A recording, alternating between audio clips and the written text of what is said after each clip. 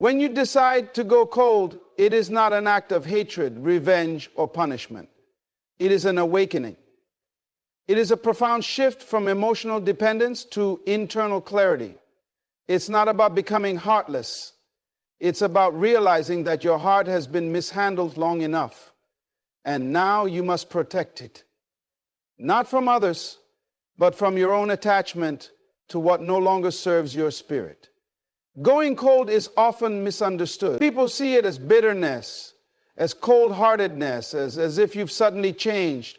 But in truth, it is the final result of being ignored, misunderstood, dismissed, and devalued repeatedly until your emotional system decides it's time to shut off.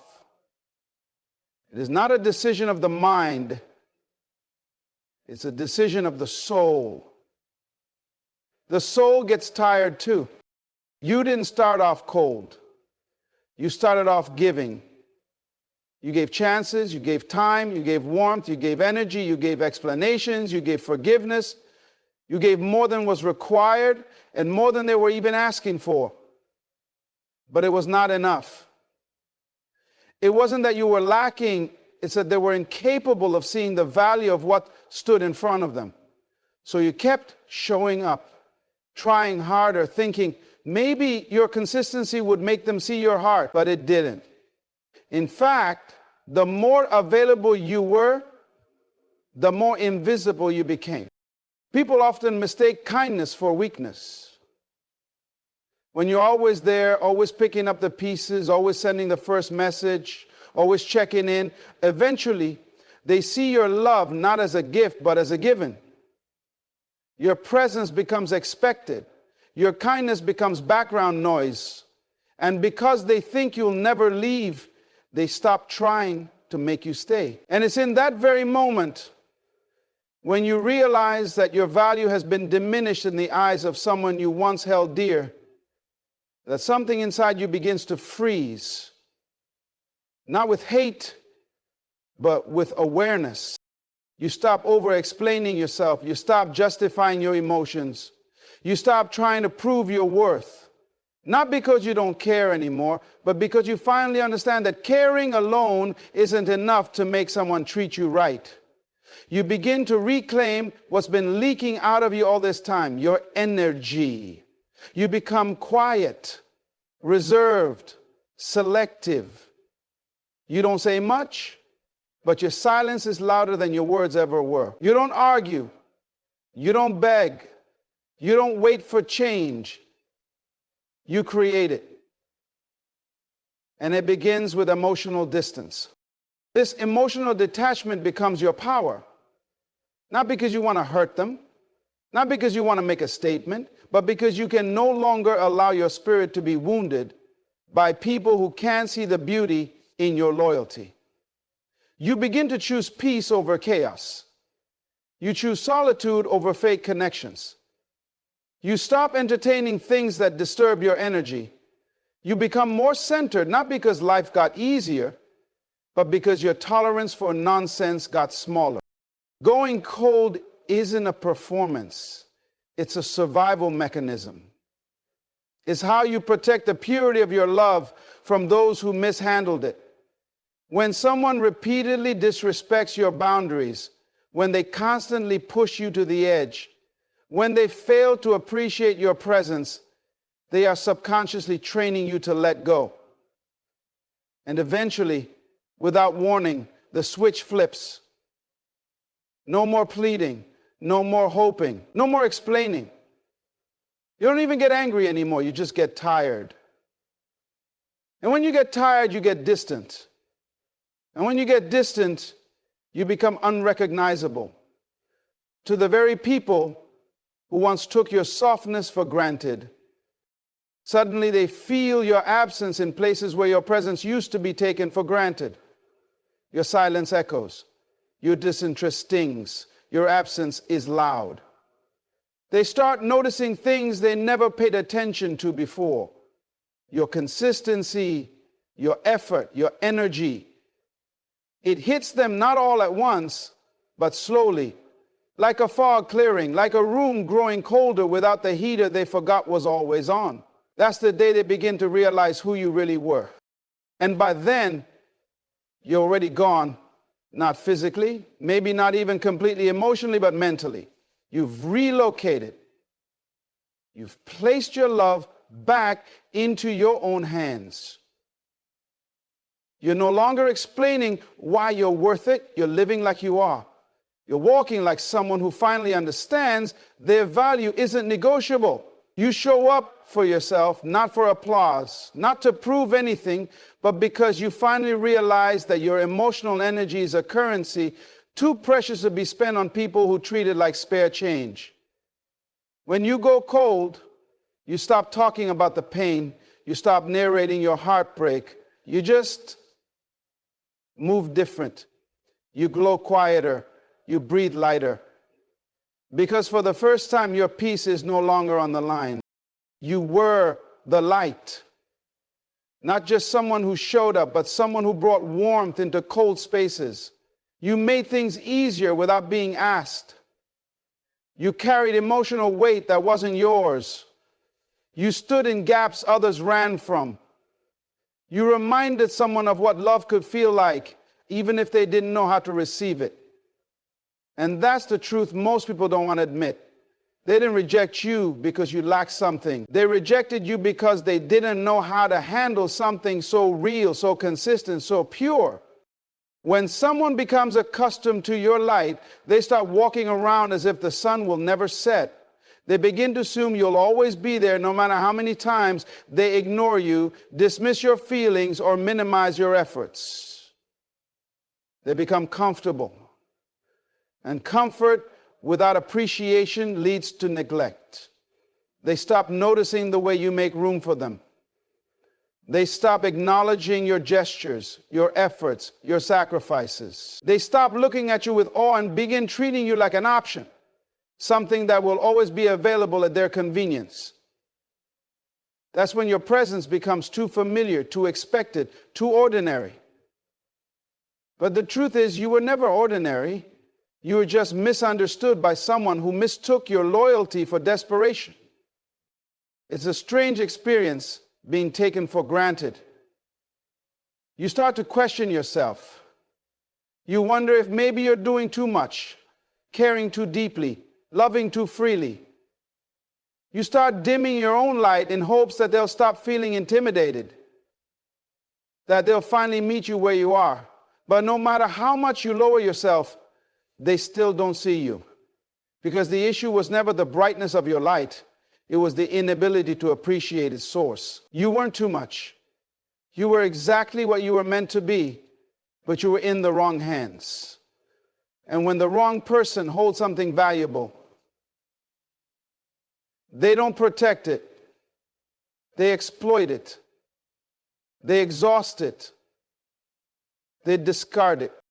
You gave pieces of yourself to someone who didn't even know what to do with the whole. You were emotionally available to someone emotionally absent. You listened when no one else would. You showed up when others walked away. You stayed when everything in you said leave. That's not weakness. That's not desperation. That's heart. That's light. You didn't love wrong. You just gave it to someone who couldn't recognize what they were holding. They saw your glow, but they never thought it could go dark. They thought they had time. They thought you would always wait. They thought your silence meant patience, not pain. And so they kept playing, kept testing, kept pushing, until one day the light stopped shining for them. That's when it hits. That's when the realization begins to dawn. Because you can't unsee the absence of someone who used to fill the room without speaking. You can't replace that kind of energy. It's not in the looks. It's not in the words. It's in the way you made them feel without trying. You were home in a world of strangers. You were comfort in chaos. You were the reminder of something real. And now without you, they feel the cold, the emptiness, the silence, the void. They start searching for you in people who can't compare. They chase connections that mimic your presence but lack your soul. They talk to others, but it doesn't feel the same. They laugh, but it doesn't touch their core. Because the truth is, you weren't just a person, they experienced a spirit in human form. You didn't just listen, you heard them. You didn't just touch them, you saw them. And once someone's had that, they'll never forget it. They may pretend, they may post and party, but deep down, they know. They know what they lost. And you don't need to announce your absence. You don't need to scream your worth. The silence does it for you. The shift in your energy, the glow that returns when you finally pour into yourself, the way you walk away, not with anger, but with clarity that says more than any conversation ever could. You were the light they didn't understand, and now that you're gone, they're stuck in the dark, wishing for the very thing they once took for granted, the very thing they thought would never leave, the very thing they now realize was never just about presence, it was about essence. You didn't just make them feel loved, you made them feel seen, and now that feeling is gone, and it's not coming back. And they don't feel the impact of your silence immediately. At first, they mistake your distance for attitude. They assume it's temporary, that you'll come around like you always do. They think it's just another moment, another emotional flare-up that will pass. Because they've gotten used to you coming back. They've learned to expect your forgiveness, your understanding, your soft return, even after being broken again and again. They don't see the weight behind your silence right away. But time has a way of teaching lessons that words never could. And slowly that silence grows heavier. It stretches into their days, their nights, their thoughts. What once felt like a choice now feels like a loss. Not a loud one, but a quiet, aching one. The kind that creeps into the spaces where your voice used to echo. It starts subtly. They check their phone, expecting your name to appear like it always did. It doesn't. They replay old messages, not for the content, but for the comfort. They scroll through memories, looking for signs that you're still the same, hoping something might pull you back, but nothing comes. And it's in that space between reaching and not receiving that they begin to understand the power of what you once gave so freely. Your attention wasn't just noise, it was reassurance. It was connection. It was love wrapped in everyday moments. And now that it's gone, they start to realize just how loud your silence is. They notice it when something happens and you're not the first to know. When they reach for their phone and remember there's no one to tell. They notice it when their jokes don't land the same with others. When the laughter feels empty. When the energy isn't quite right. They try to replace the feeling, to find another voice that fits the rhythm you once carried, but they can't. Because you weren't just available, you were invested. You didn't just hear them, you understood. And now that understanding is gone, and with it, the safety they didn't know they had. Your silence begins to whisper truths they tried to ignore. It speaks of the times they dismissed you, the moments they failed to appreciate you, the choices they made, assuming you'd always be there. It reminds them of the love they overlooked, the kindness they took for weakness, the support they accepted without reciprocation. And now, without you speaking a single word, they are confronted with the very things they never wanted to face. Their actions, their neglect, their loss. People always expect an explosion when someone leaves. They prepare for anger, confrontation, a dramatic ending. What they don't expect is the silence. That's what hits the hardest. Not because it's loud, but because it's final. It carries the weight of everything left unsaid, everything you once tried to express, everything they refused to hear. And now that silence is speaking on your behalf. And it says more than your words ever could. You used to reach out. You used to make sure they were okay. You used to remind them of their worth, of your presence, of your unwavering support. But now you've withdrawn, not out of malice, but out of exhaustion. You stopped trying to prove yourself. You stopped fighting to be seen. You stopped hoping they'd one day appreciate what they had. And in that withdrawal, you reclaimed your power. Your silence is not empty. It's full of boundaries. It's full of growth. It's full of self-respect. They replay old conversations looking for signs of the change, not realizing that the shift happened long before the silence.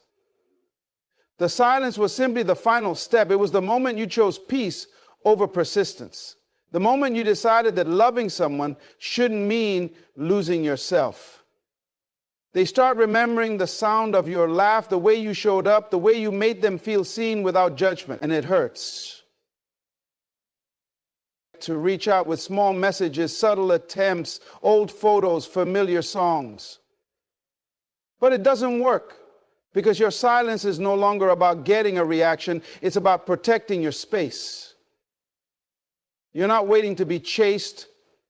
You're not playing games. You're simply done. Done explaining, done sacrificing, done being the only one who showed up with heart. And now in that silence, they see what they couldn't before. They see who you were, not just in your presence, but in your absence. They begin to understand that your voice wasn't just comforting, it was healing. That your care wasn't just attention, it was rare. That your love wasn't just affection, it was sacred. And it's gone. Not lost, not stolen, just no longer available to those who didn't value it when it was freely given. But there comes a point in your life when you stop explaining your value to people who are committed to misunderstanding it. You stop chasing closure from those who had every chance to give it but chose confusion. You stop seeking validation from the very ones who benefited from your brokenness, who only showed interest when you were pouring from your own emptiness. And when you finally go cold, not bitter, not hateful, but emotionally still and distant, it's not an act of revenge, it's a result of exhaustion. You loved until it hurt. You cared until you had nothing left to offer. You gave chances long after they were deserved. So when you go cold, it's not because you stopped caring. It's because you've learned that your peace is more valuable than begging someone to see your worth. And the truth is, emotional detachment doesn't happen overnight. It's a slow, silent, invisible process. It's those unanswered texts that you justified to yourself. It's the canceled plans they made excuses for.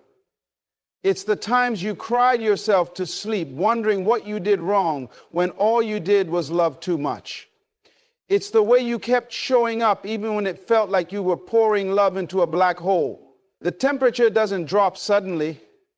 It cools gradually, day by day, moment by moment, until one morning you wake up and realize you don't feel the same anymore. You don't check your phone hoping to hear from them. You don't replay the last conversation in your mind wondering if you could have said something differently.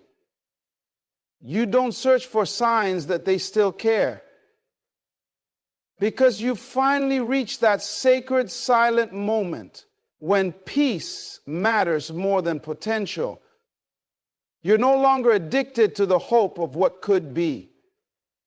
You've become grounded in what actually is. And in this space, where your emotions are no longer begging to be understood, you start to breathe again. Not because they changed, but because you did. Going cold is not about shutting people out. It's about preserving what little energy you have left. It's about refusing to continue a cycle that only depletes your soul. It's the realization that love without reciprocity isn't noble. It's self-neglect. And the world teaches you to feel guilty for that shift, to believe that if you don't endlessly give, you're selfish, that if you create distance, you're heartless. But you've learned, often painfully, that self-sacrifice disguised as love only leads to resentment. And so you retreat. You gather your energy. You protect your peace like it's sacred, because now you know it is. When you go cold, they start to feel it. Not right away, because denial is strong. And they've mistaken your warmth for weakness for far too long. But over time, they notice. They notice the absence of your support, your encouragement, your consistent emotional presence. They begin to feel the space you used to fill, not just physically, but emotionally, spiritually. They sense that something has shifted, but they can't quite place it. And that's the torment of it. It's not a dramatic exit. It's the stillness after the storm, the quiet after years of noise. And that silence says everything. It's in the way you no longer over-explain yourself. You no longer rush to fix things. You no longer apologize for expressing your needs. You stop walking on eggshells. You stop editing your truth just to keep someone else comfortable. That's when they begin to sense the depth of what they lost, because your presence wasn't just physical, it was soulful. You carried their burdens, held their doubts, calmed their fears. And now that you've withdrawn, they're left to carry those things alone. There's something profound about no longer reacting, about not flinching when they disappear again, about not waiting up, not second-guessing yourself, not rewriting your emotions just to fit their narrative. You become the observer. You watch things unfold without trying to control the outcome. You let people show you who they really are instead of projecting your hopes onto them. You've stopped trying to force connections. You let them drift, and you let them. That's what real strength looks like. Not in the ability to hold on, but in the courage to let go. In the power to no longer beg for closure, but to create your own. In the confidence to walk away without resentment, without a need for revenge. Because healing isn't loud, it's not always pretty, it's quiet, it's lonely. It's choosing yourself every day in a world that taught you your value depended on who accepted you. You begin to realize that not everyone deserves access to your soul. Not everyone is meant to sit at your table. Some people were lessons, not life partners. Some situations were mirrors, not destinations. And in your silence and your emotional distance, there is clarity. You begin to see who comes with genuine intention and who only showed up to benefit from your vulnerability. You see who reaches out when you're no longer available, who notices your absence when you're no longer holding the space open for them, who finally recognizes your presence when you've already reclaimed it for yourself. There is a profound shift that happens when you stop allowing others to rent space in your mind for free. You begin to see how much of your peace was disturbed by thoughts that never served you, by worries planted by someone else's negligence, by insecurities that weren't even yours to carry. You wake up to the reality that not every thought that enters your mind belongs to you. Many of them were handed to you through rejection, through emotional manipulation, through the silent treatment, through constant disregard of your feelings. These moments shape a distorted mirror, one that reflects not who you are, but who someone else needed you to believe you were in order to control the relationship. And once you recognize that distortion, the healing begins. Slowly, painfully, up deeply. You stop obsessing over what you could have done differently. You stop rehearsing conversations that never happened. You stop trying to figure out why someone chose to treat you like you were disposable. Because you understand that their behavior wasn't a reflection of your value, it was a reflection of their capacity. You realize that no amount of love, loyalty, or patience can compensate for someone's inability to meet you with the same depth, and that realization frees you. It loosens the grip that confusion had on your spirit. It untangles the knots created by emotional chaos. It teaches you that peace isn't found in answers, it's found in acceptance. When you begin to protect your mental space, you start to filter what gets to stay. You become intentional about what you allow to grow in your thoughts. You stop entertaining fantasies about people who consistently chose not to show up for you.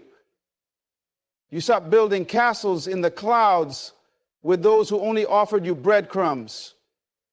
You no longer find comfort in what could be. You become anchored in what is. And what is this: your mind deserves to be a sanctuary, not a battlefield. You stop checking their social media. You stop decoding their silence. You stop trying to read between the lines of their half-hearted responses, because those actions only invite confusion. And you are done with confusion.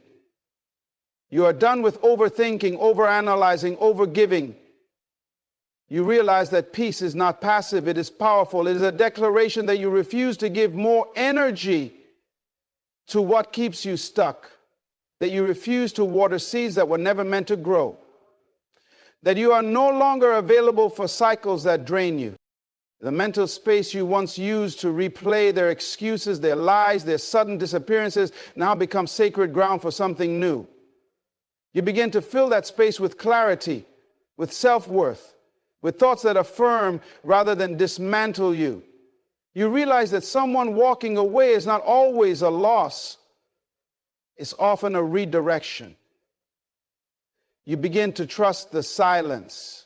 You learn that no response is still a response, and it's loud enough if you're willing to hear it. You stop needing closure from those who didn't care about closure when they hurt you, because now you are your own closure. And that's the shift. When you stop giving the past permission to sit in your present, when you stop allowing ghosts of old conversations to haunt new mornings, when you no longer let temporary people have a permanent voice in your head, you reclaim that space. You evict the doubt, the guilt, the self-blame. You let those thoughts go, not because it's easy, but because they were never yours to begin with. You begin to focus on what truly matters: your growth, your healing, your joy. You start investing in your dreams instead of draining yourself with emotional survival. You find peace in silence, comfort in solitude, strength in stillness. You no longer seek chaos just because it feels familiar. You no longer tolerate confusion just because it feels like connection. You've learned that real love doesn't leave you questioning your worth. It affirms it. It adds peace, not pain. And because of that understanding, your standards rise. Not from bitterness, but from wisdom. You no longer allow your mind to be the replay reel of someone else's poor treatment. You use it to build, to create, to envision, to believe. You use it to restore what was broken, to reframe what was distorted, to redefine what love should look like. And it starts with what you tell yourself, with what you allow yourself to dwell on, with what you decide is worthy of your attention. You no longer chase explanations from people who were committed to misunderstanding you. You no longer exhaust yourself trying to prove your worth to those who were blind to it. You've learned that not everyone has the emotional maturity to hold space for your heart. And that's okay. You stop taking their absence personally. You stop internalizing their silence as your shortcoming, because you've come to understand something powerful, that what you think and say about yourself matters far more than what they fail to see. Healing is not a straight line. It is not a clean process. filled with perfect days and immediate clarity. It is a messy, often painful experience that feels more like unraveling than becoming. But within that unraveling, something remarkable is happening. Something that doesn't always look like progress, but is. You start to rebuild your connection with yourself. You begin to realize that everything you were searching for in someone else, safety, love, validation, peace, has always been within you, buried beneath years of noise, people-pleasing, self-abandonment, and emotional neglect. And once you get quiet enough to hear your own voice again, you begin the slow journey back to yourself. You learn to sit with your discomfort rather than escape it. You stop distracting yourself with toxic connections, temporary validation, and the urge to always be needed. You become intentional with your energy. You begin to ask questions that go deeper than why did they leave or why wasn't I enough? Instead, you ask, why did I keep ignoring the signs? Why was I afraid to walk away sooner? Why was I more loyal to their potential than to my own peace? These questions don't offer immediate comfort, but they do offer truth. And truth, even when painful, is what finally sets you free. You start to look in the mirror and not see damage but strength, not brokenness but resilience. You no longer see a person who was left behind, but someone who kept showing up even when their heart was tired. Someone who loved deeply even when it wasn't returned. Someone who stayed kind even when they were misunderstood. This shift doesn't happen all at once. Some days you'll feel strong, empowered, ready to move forward. And other days the grief sneaks in like a shadow. That's okay. Healing is not about being okay all the time. It's about honoring each part of the process with patience and grace. As you go deeper into your healing, you realize that self-respect and self-love are not just buzzwords. They are lifelines. They are boundaries you place not to punish others, but to protect yourself. You stop giving people endless access to your heart just because you feel something for them. You begin to understand that love is not a reason to tolerate emotional chaos. You stop romanticizing red flags. You no longer wait for people to change or finally appreciate you. You've learned, sometimes the hard way, that your time, your energy, your love, it all matters. And anyone who makes you feel like it doesn't isn't your people. You begin to pour into yourself the very things you kept giving away: encouragement, compassion, consistency. You wake up and speak kindly to yourself. You make decisions from a place of alignment, not desperation. You no longer rush the process just to avoid being alone. You found a quiet power in your solitude, a knowing that your worth isn't tied to how many people choose you, but how often you choose yourself. And in that sacred space of choosing yourself, healing begins to bloom in ways you never imagined. You forgive not because they asked for it, not because they deserve it, but because you refuse to carry their weight any longer. You realize that holding on to resentment is like drinking poison and expecting them to suffer. Forgiveness is for you. It is how you reclaim your power. It is how you unchain yourself from what hurt you. You don't need to reconcile. You don't need to go back. You don't even need an apology. What you need is peace.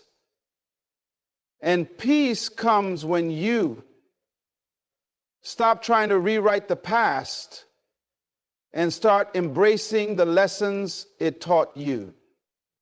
You stop blaming yourself for the way things unfolded. You understand that some people can only meet you at the level of their healing. And if they're still broken, they will see your love as pressure, your consistency as control, your care as neediness.